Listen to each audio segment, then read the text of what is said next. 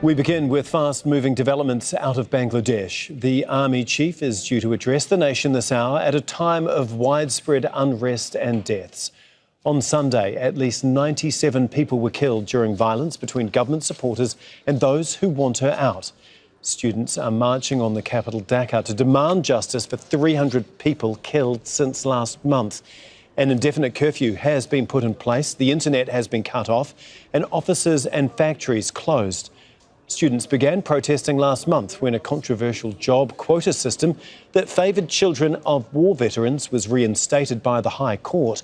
Now, that has since been scaled down by the country's top court.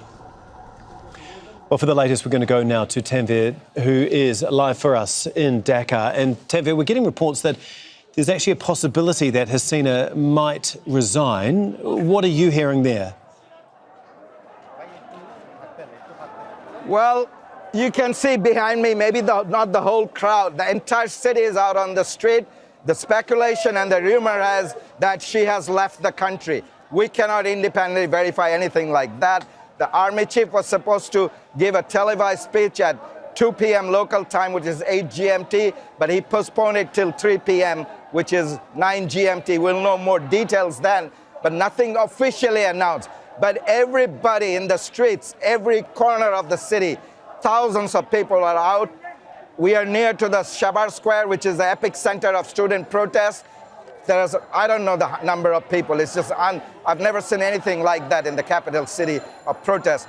Tens of thousands of mostly students, public, even family people with their children out celebrating. Practically, they've taken for sure that she has either left the country, resigned, or she may soon be leaving. And the government most likely is fallen or stepped down, and the army will decide what's the next step. Probably an interim government with a caretaker type government for the interim period. We'll know more in details maybe after 9 GMT local time. Yeah, indeed. But at this point, the main story is the celebration. Yeah, Tanvir, sorry to interrupt. As you say, we're waiting for the Army Chief to speak shortly, any time now. Can you just give us an idea of how crucial the Army is actually for Hasina to stay in power? If she loses them, does she lose the Prime Ministership? Historically very crucial, because Army had played a role in I'm sorry, people are excited here. Guys, please, I know you're excited. Historically, Army played a role in the politics in Bangladesh. People generally love the Army. They think they're a neutral body in times of crisis. They can handle situation. And what we saw in the past several weeks, the violence and everything, they have confidence on the Army that can manage the situation, and the Army doesn't want to be the enemy of the people. And that's why people have confidence the Army will control the situation in a neutral and proper manner. Lives will be saved, properties will be saved. So this is what they're saying.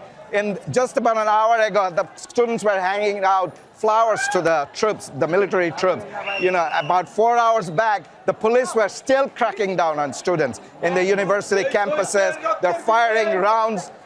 People were injured, some probably fatally, but that all thing is over, and people are relieved that this brutal crackdown for past several weeks is finally over, and that they can look forward to a new future. Yeah, Tanvir, you're mentioning that just the change in the last few hours from the Army and police shooting at protesters, and now we see these protesters, even though there is still a curfew in place there on the streets, that they've come out in force and, as you say, are celebrating before we've had any formal announcement from either the Army or the Prime Minister.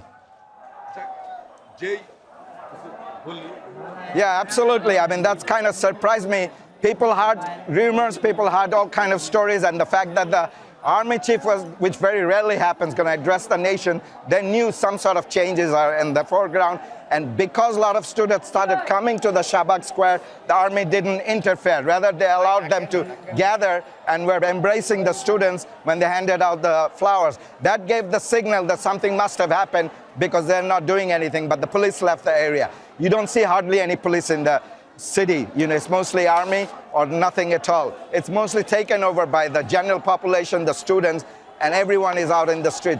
But it is still based on speculation. We cannot independently confirm anything that happened behind the scene, what's going on behind in the government sector. But it is likely something major has happened. Otherwise, you wouldn't see what's going on. And we won't know till the army address and there's some official announcement. Yes, thanks so much, Tanvir. We're waiting for the Army Chief to speak any minute now. That's Tanvir Chowdhury on the streets of Dhaka for us. We're going to stay with this story and go to Mubashir Hassan, who is a political analyst and author of Narratives of Bangladesh. He's joining us live from Sydney. Thanks very much for being with us. First of all, what do you make of just the change that we have seen in the last few hours from authorities shooting at protesters to now protesters clearly out in numbers on the streets celebrating before we've heard really any decision so far? So I think Sheikh Hasina, it's most likely that she is going to resign if she is not already resigned. The internet was shut down and then restored, and there was not any repression on the protesters. So this all indicates that it is a win for the protesters and democracy in Bangladesh. It is an incredible amount of happiness all across the world because a tyrant has been fallen. As you say, in your words, a tyrant has fallen. I mean, just how significant would her resignation be? Just how unprecedented is this for Bangladesh? We haven't heard this level of repression. We haven't faced this level of human rights violation in Bangladesh history by any prime minister. So to give you some context, from 2009 to 2022, about 2,500 Bangladeshis are extrajudicially killed. Over 500 Bangladeshis were forcefully disappeared. And in just last few weeks, probably over 1,000 people are dead. So it is a significant watershed moment in Bangladesh's history. And you'll see once this news will break out, there will be happiness all around the country. As our correspondent alluded to, an interim government is likely to be introduced here. How soon could we expect elections for a new democratic administration? And I guess how important will that be for the protesters that have taken to the streets? So I think whoever is going to come into the power, they would need to do some reconciliation process and make sure that there is a free and fair elections. Otherwise, this protester will take the streets again. And what we have learned from past few weeks, that these protesters are very conscious. They're very democratically conscious, and they appreciate freedom, and they don't worry to put their life on the line for freedom and democracy. And it is an incredible generation and extraordinary future, I hope, are waiting for Bangladesh. This started as a student movement, a student protest, but it very quickly spread to encompass so many more different people from different walks of life than just students. Were you surprised by that? And was that the difference between what we saw 3 or 4 weeks ago when the first protesters took to the streets and what is happening now? So, I have studied authoritarianism in Bangladesh for many years. Recently, we published a research called Democratic Bricolage, where we saw that even Sheikh Hasina established and creeping authoritarianism over the country, citizens were resisting. But I think Sheikh Hasina crossed lines in past few weeks by killing, by ordering shoot to kill people, and so many deaths, young students.